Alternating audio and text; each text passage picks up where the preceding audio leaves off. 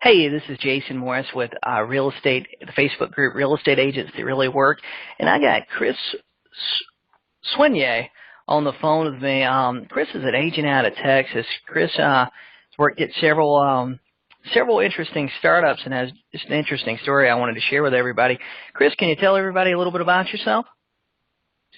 Yes, I'm a relatively new agent out of North Richmond Hills, which is a suburb of Dallas-Fort Worth area, and really started this into real estate as an investor, I guess, about 2.5 years ago. First started as a multifamily investor, had a lot of fun with that, good early success, so decided to go into single-family investing full-time in March of last year. So you went backwards, man. Most people are buying single family, talking about getting into multifamily. You went from multifamily back to single family. Well, it's true, yeah. And I still do both. So I look at the multifamily for long-term wealth creation, but it's something that you don't get immediate gratification for. So when I decided to leave corporate America and do real estate full-time, all most of my capital had already been tied up in passive investments. So I had to do something to earn a living in real estate, and doing single family, you can make more money quicker and with less capital than you can in multifamily. So they complement each other well. I started doing selling, flips, seller finance, things like that. And, I get, most of my multifamilies is some value plays, which don't really yield very much, but they're back end loaded. So, for instance, I've got one I've held about 2 years, and it's just hit the market, and it should just about double in value, but all the money's coming on the back end, so it's not really. And you're talking about, like, by back end value, what do you mean? What is that? You're raising rents, and then you're planning to sell it at the same cap rate. I understand that sometimes, but what do you mean by the back end value? Well, basically with the value plays, it's basically like buying a distressed house. You're buying something that for some reason is not fully realized value, whether it be mismanagement, bad tenants, or deferred maintenance, things like that.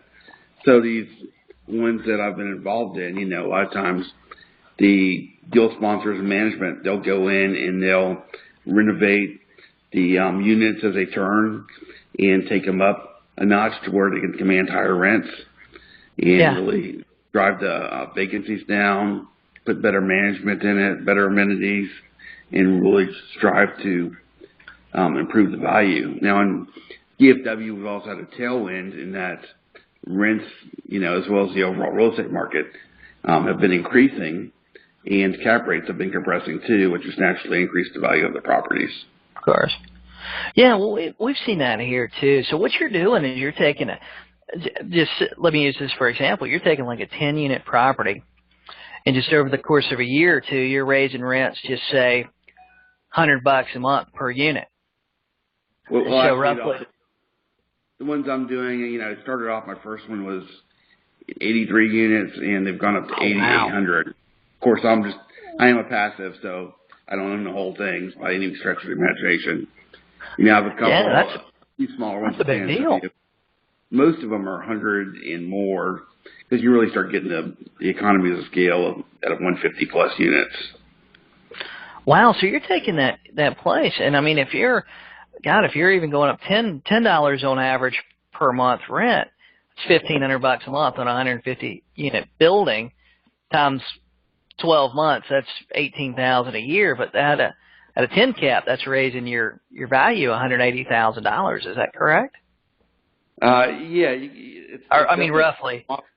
Although I'll tell you, a 10 cap is a dream here in Texas. At least really?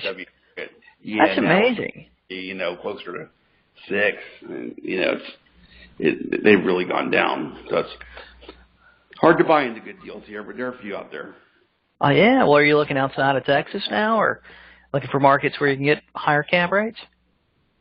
I have one out in Oklahoma City right now, and just looking at some tertiary markets. I'm presently subscribed to one out in Abilene that I'm just waiting to collect on a defaulted note to fund it. Most of my money is pretty much fully invested now. When I have some liquidity events coming up towards the end of the year, I'll probably look at possibly sponsoring my own deal, assuming I can find much where the numbers work. What do you mean by sponsoring your deal? That would mean actually going out, finding a apartment complex to acquire, performing due diligence on it, putting an LOI on it, getting under contract, and actually raising capital with passive investors. So I would actually be the deal sponsor and lead investor. Wow. So are you just doing it basically with all investor cash? Is that what that means, or is it done with a bank involved? Oh yeah, leverage is the special sauce that makes real estate work as a That's right. Usually the cash and cash returns on unlevered aren't very attractive. Yeah. That's basically a cap rate. But yeah, so typically, most apartments you can get them leverage, 75-80% loan to value. Wow. And, so the lenders and stuff looking for the lenders and stuff that are lending on that, are they doing it based on your credit or based on the deal you're bringing them? it is a little of both. I mean, it's basically you form an LLC to acquire these things, and typically the ideal is to get non-recourse financing where it's based just on the deal. Of course. So that's a new lead, and depending on the property, you may have to guarantee the note as well as get key principals who have some net worth to and liquidity to also guarantee it. They're called key principals. Yeah. So, it depends if it's what's called a yield play, a solid running complex that's actually doing pretty good, and you're just kind of taking over the wheel and running something that's performing well. That's less likely to need a guarantee. If you're taking on a full-on value play, it's going to need a lot of rehab. You're not going to really cash flow immediately. You're going to sink a lot of money into see returns. Yeah. Typically, that's where you're going to have to guarantee it, especially if you're a new operator. That's pretty interesting. This actually wasn't what we were planning to talk about on this call, but I think that's pretty interesting. What kind of opportunity do you think there is for like agents like us? Say I wanted to be an agent that I was, interested in those sort of deals, and I was, or brokering those sort of deals. Do you think there's any opportunity there? Oh, absolutely. Because one of the things about being an agent, is like when you're not working, for most agents, you're not making any money and everything. So what I'm really working on doing is building as many passive streams of income as I can to reduce my reliance on actually having to work for a living.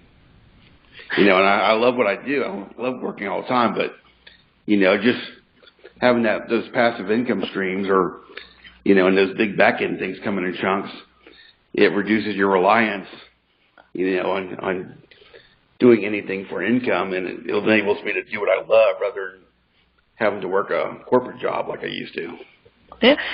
Now, talking about passive income, I know we've talked about this a little bit. 2017 for me, I want it to be more about passive income and me not having to work for every single dollar I'm making. And you've got an interesting background, but the company we both work for, and those of you guys that don't know that are listening to this, Chris also works for eXp Realty too. That's how I actually met him through eXp Realty, and Chris worked for Dell during the startup years, right?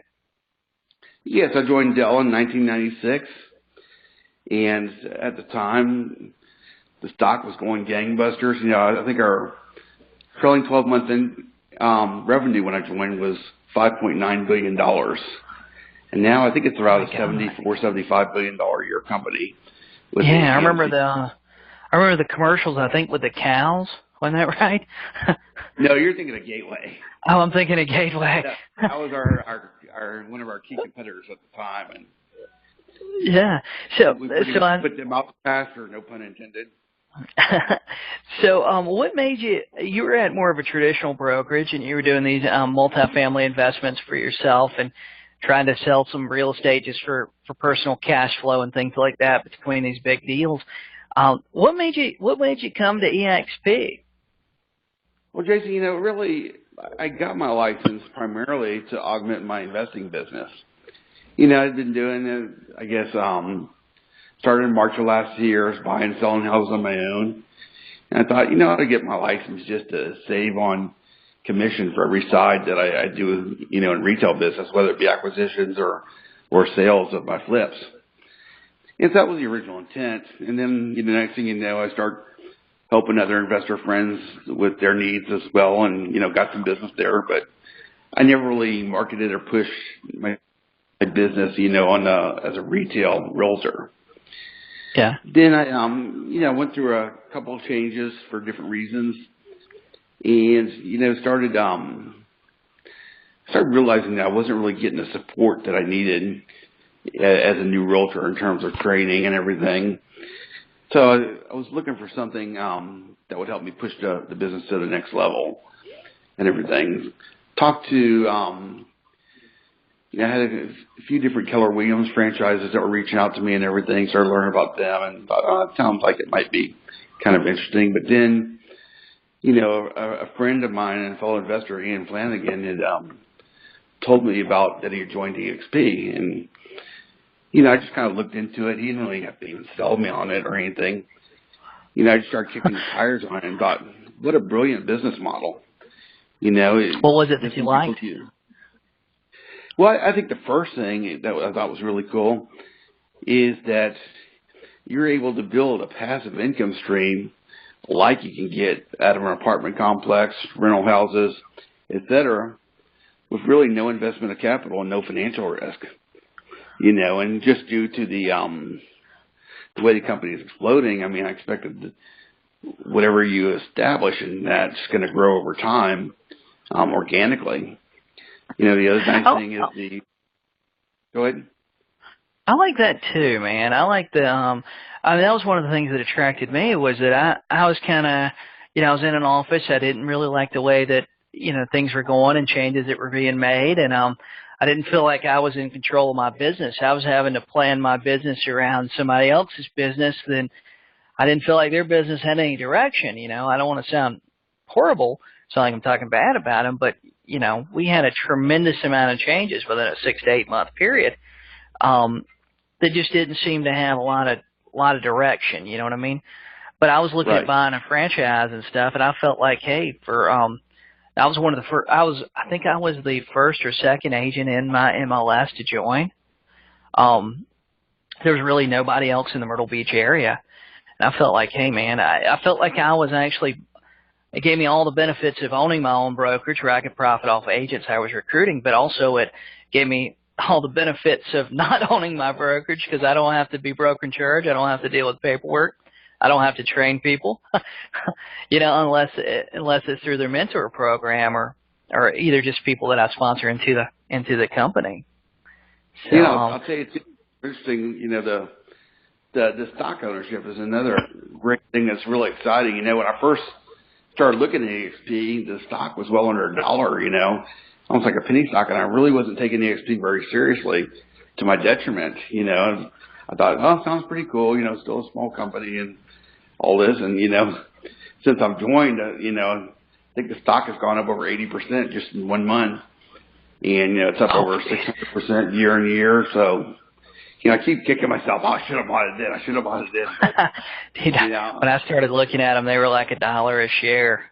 And I know we're not supposed to talk about where we think the stock's going to go, but I look at where it went from when I first started talking to them to where it is today, and I go, Jesus, that's insane. And the company just is growing like crazy all over the country, even in Texas. And I'll ask you, you had an interesting insight of this. One of my concerns with the company was, hey, each state has a broker in charge. So there's not a broker in charge like right down the hall for me like there was when I was at Keller Williams or Exit Realty. There's just a broker for the state. And my concern was that the rate that it's growing, what about support to the agents? Texas, you're in a state that, man, they added over 100 agents last month. They're growing like crazy. What have you seen with support, and what do you think about future support? Well, our broker in charge is Ron Dunnigan. He's based, I think, out of Georgetown or Austin. And I've already talked to him a couple of times, and if he doesn't answer the cell phone, he's always called me back within 5 minutes. It's been rather seamless. So I've been very happy with the support. I know it's technology based, and I know you were talking about how at Dell, when they were just growing like crazy, almost out of control there for a little while. Oh, and you mentioned to me the way that their support was being handled, and through the technology they have now, you had a lot of experience with that. So do you foresee any trouble with them being able to expand or scale the technology? No, I don't think so. It's a very scalable platform, and that's the beauty of the business model is, how scalable it is.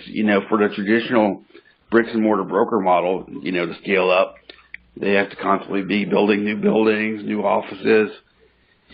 Just a tremendous, amount of physical assets being added all over the place, wherever you serve customers. Here, everything's on the servers, and, we have, at any one class, you got one person that can deliver training to the entire company, and rather than it being the best person in your office, perhaps, we get the best people from the company, nationwide or worldwide even. So, I've been blown away by the training that's delivered in the cloud. I thought so too, man. Very scalable infrastructure. I haven't taken advantage of it like I should. I'm just always running around all over the place. But I know we got Brad Anderson, who Brad was the director at Zillow Academy. He was, man, Inman named him one of the top 50 most influential people in real estate. I mean, God, then he founded a couple things as well as RE Tech World, and had a lot of involvement with Active Rain. I mean, the guy's got a resume that's a mile long. That's tremendous teaching abilities. I have to say I've been blown away by his training in particular. There are several good trainers out there, but, I've learned so much about, building websites, SEO, and all these little tips and tricks about trying to get more organic reach for your social media posts and everything. The guy is just brilliant at social media marketing. Well, man, I know we've talked about a bunch of different people that have been in the company, but Gene Frederick is right above me in my downline, and I thought Gene was pretty impressive. I mean, Gene was one of the top 10 recruiters for Keller Williams International. He developed a lot of the training for Keller Williams team leaders. He's a regional director and owner with Keller Williams. I mean, he was a 20-something year Keller Williams guy, and he came over about 18 months ago, completely sold out of Keller Williams, came to EXP, and I thought he had an interesting story. But what made you choose? You mentioned having a couple Keller Williams offices trying to recruit you. What made you choose EXP Realty over Keller Williams? Well, back when I was at Dell, I used to actually be involved in some of our acquisitions, and we called it at the time mostly software as a service. Now it's commonly referred to as a cloud. So I get the cloud model. I used to build some pretty complex financial models trying to predict how these things were going to add to our bottom line, and just making sure that we ramped up the revenues and expenses appropriately, make sufficient capital investments in them to be successful. So I get the cloud model inside and out, and I'm a big believer in it. And the thing I think about when I look at EXP versus any other things, obviously I think that the EXP cloud is very good. The conversion is great for really being an innovative lead generation tool. The two things, I got to ask myself, compared to any other broker, is first of all, does your brokerage give you any equity in the company? No, I had none in any. I think usually it's going to be no, except for us. And then the other thing too is, like, let's just say that you become hospitalized, ill, or something, and you can't work or don't want to work or something. How much money is your brokerage going to be paying you when you're not producing? Of course. And where can you touch that value proposition? Yeah, I think that's pretty interesting. I mean, you get paid revenue share, not profit share. So your revenue share is off the top, not off the bottom. You don't have to worry about if the office is profitable for you to get paid off an agent you recruited selling something. I mean, you get stock, and then if we participate in the 5% stock buyback program, we get it at a 20% discount over average. I mean, I really don't know. Then the split's 80-20 with a $16,000 cap. I don't know anywhere that you can get those sort of benefits for. Well, in the cap too, in the real estate industry. You have to think with the cap though. You also, by the time you cap, you've gotten 600 shares. And I haven't seen the price today, but it's worth somewhere over $3,000. Last I checked, it was about $3,200. So really, it's more equivalent to a $12,800 cap. And then, if you can do 20 more transactions to become an Icon agent, you get $16,000 of stock. And last I checked, it really amounted to about 120% split. I forgot. I don't even talk about the whole Icon program because I always forget about it. But yeah, you basically you cap out and do another 20 transactions, and you get your cap back in company stock, which is pretty unbelievable as well. So it's I think it's a pretty good deal for people out there. So so like last week, and here's the power. Again, don't want to do anything forward looking, but I've just been looking at where the stock is going. I think sometime last week or so, the stock was up like 10x in the last year. So you think about people who became an Icon about a year ago, their $16,000 of stock would now be worth $160,000. Oh my God, I've never thought about that. Or so, it's creating wealth for real estate agents that they really can't even hope to accumulate through any other. So we're really not talking about going to work for a real estate company. We're talking about working somewhere where you can actually build true wealth and passive income. Absolutely. And I told you that I got my license to augment my real estate business. Since I joined EXP, now I'm flipping it over. I want to become a realtor and focus on this. And I'm still going to do investments. But right now, this is a tremendous opportunity, a ground floor opportunity that I think it would be foolish to put this on the back burner compared to that. Because, you think about right now, versus other things, still so many people have not heard of us. We have probably 115, 120 agents in DFW out of 25,000 plus. It's really a ground floor opportunity. And I'm sure your market's pretty unsaturated as well. So. Oh, yeah. There's some states across the country that have, they've just opened up, and right now they only have 5 agents.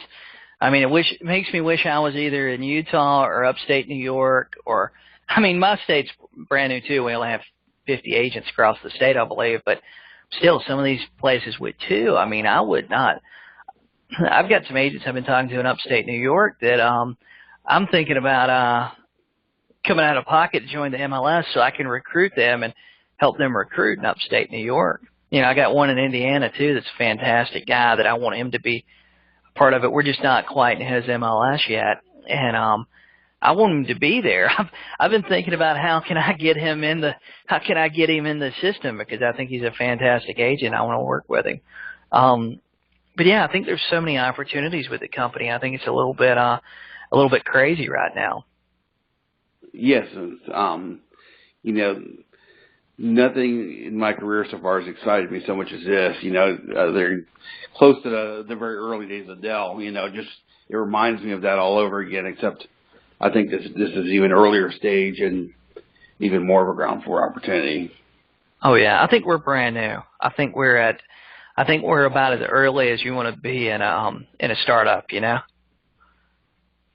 I think it's just going to keep taking off. I mean, I wish I'd have been in at 500 agents, but at 500 agents, I probably wouldn't have looked at the company as much as I did versus 1,500 agents.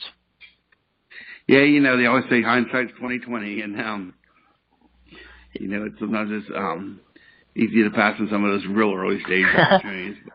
But there's no doubt now the company has legs and it's starting to get more and more attention.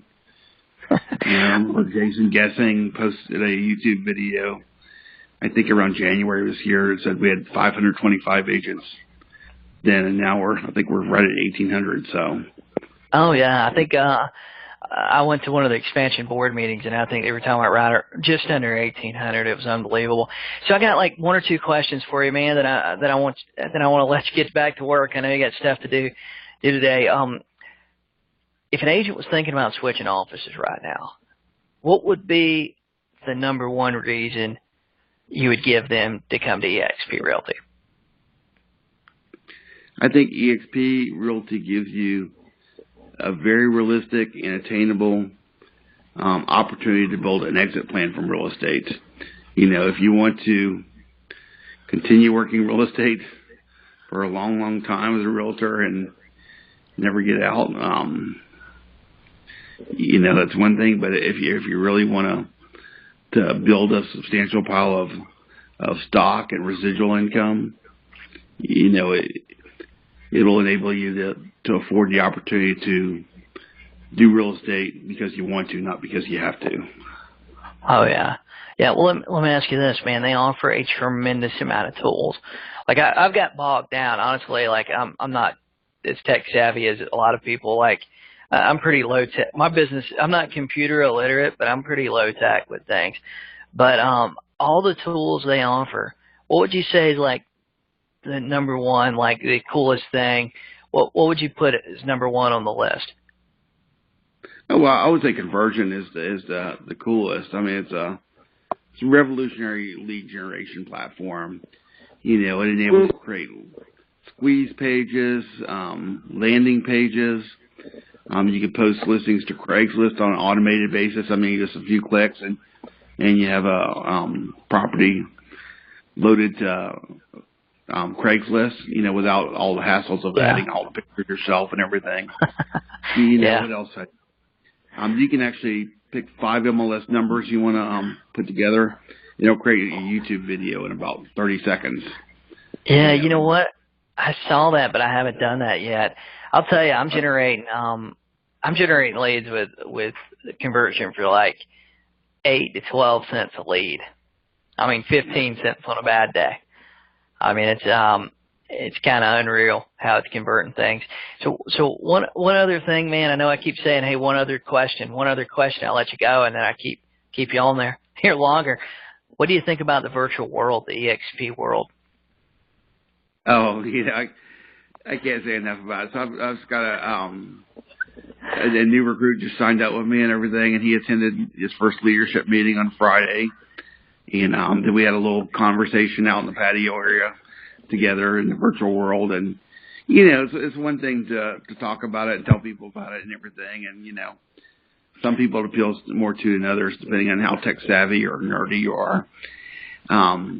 But, he was blown away by it. It's like, wow, and he heard about it and everything, but experience, there's nothing like experiencing it and everything. And, I find it very effective because like I had my doubts myself, I like all the tech stuff, but, I've always found like in-class learning to be, in-person learning to be more effective than online. For instance, when I got my real estate license, I did it online. And it was incredibly boring and painful. I wish I would have done a class.